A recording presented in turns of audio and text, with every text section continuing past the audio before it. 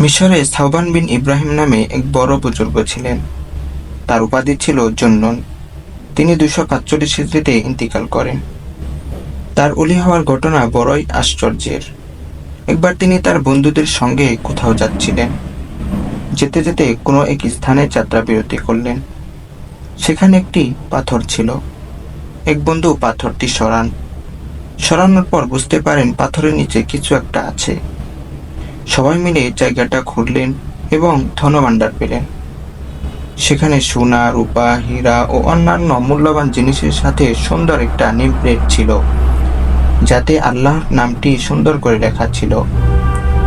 যখন বন্ধুদের মাঝে ওই সম্পদ বন্টন শুরু হলো, তখন তিনি বললেন, আমি সোনা রূপার কিছুই চাই না, তোমরা সব নিয়ে যাও, আমাকে শুধু আল্লাহর নামের এই নেম প্লেটটি দিয়ে দাও। তিনি নিজের জন্য আল্লাহর নামটি পছন্দ করলেন।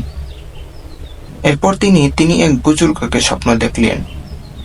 তিনি তাকে বললেন, তুমি ধন সম্পদ বিসর্জন দিয়েছ এবং আল্লাহর নাম পছন্দ করেছ। এর জন্য আল্লাহ তোমাকে নিজের জন্য পছন্দ করেছেন। এবার ওঠো।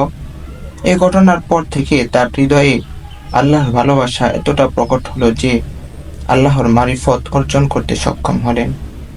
তিনি আল্লাহর নাম পছন্দ করলেন, বিনিময়ে আল্লাহ তাআলা তাকে পছন্দ করলেন। সুবহানাল্লাহ। আরো একটি ঘটনা।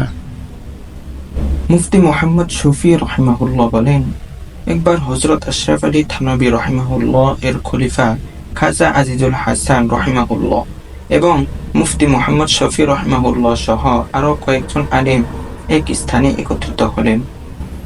এক পর্যায়ে খাজা আজিজুল হাসান রহিমাহুল্লাহ এমন কৌতুকপূর্ণ কথা বলতে লাগলেন যে সবাই হাসতে লাগলেন। সত্য কথাও অনেক সময় হাসির কারণ হতে পারে। মানুষকে হাসাতে মিথ্যার আশ্রয় নিতে হবে এমনটি জরুরি নয়। অনেক সময় তো রাসূলুল্লাহ সাল্লাল্লাহু আলাইহি ওয়াসাল্লামও কিছু হাসির কথা বলতেন। সাহাবায়ে কেরাম রাদিয়াল্লাহু তাআলা আনহুমও অনেক সময় হাসি কৌতুকের কথা বলতেন। আল্লাহওয়ালাদের কাছে ইলমি জ্ঞানের এমন অনেক বিষয় থাকে যে কথাও হয় সত্য, আবার মানুষ হাসতেও হয় বাধ্য। হযরত মুফতি শফি রহিমাহুল্লাহ বলেন, তিনি আমাদের অনেকক্ষণ হাসি কৌতুকের কথাবার্তা শোনালেন আর আমরা হাসতে লাগলাম। একটু পরে আমরা বললাম, ভাই এবার থামুন, হাসতে হাসতে আমাদের পেট ব্যথা হয়ে যাচ্ছে। একথা শুনে তিনি বললেন, আপনাদের মধ্যে কি কেউ এমন আছেন যে এমন আমোদ প্রমোদের মাঝেও এক মুহূর্তের জন্য আল্লাহর স্মরণ থেকে বিমুখ হননি? তার এ ধরনের প্রশ্নে আমরা বিস্মিত হলাম। তারপর তিনি বললেন, আমি এতক্ষণ আপনাদের হাসির কৌতুক শোনাচ্ছিলাম, অথচ আমি সে সময়ও এক মুহূর্তের জন্য আল্লাহর স্মরণ থেকে বিমুখ হইনি। যাদের অন্তরে আল্লাহর সান্নিধ্যের এই অবস্থা বিরাজ করে, তারা আমোদ প্রমোদের মাঝেও মুহূর্তের জন্য আল্লাহকে ভুলে না, বরং সবসময় তাদের অন্তরে আল্লাহর স্মরণ জাগ্রত থাকে।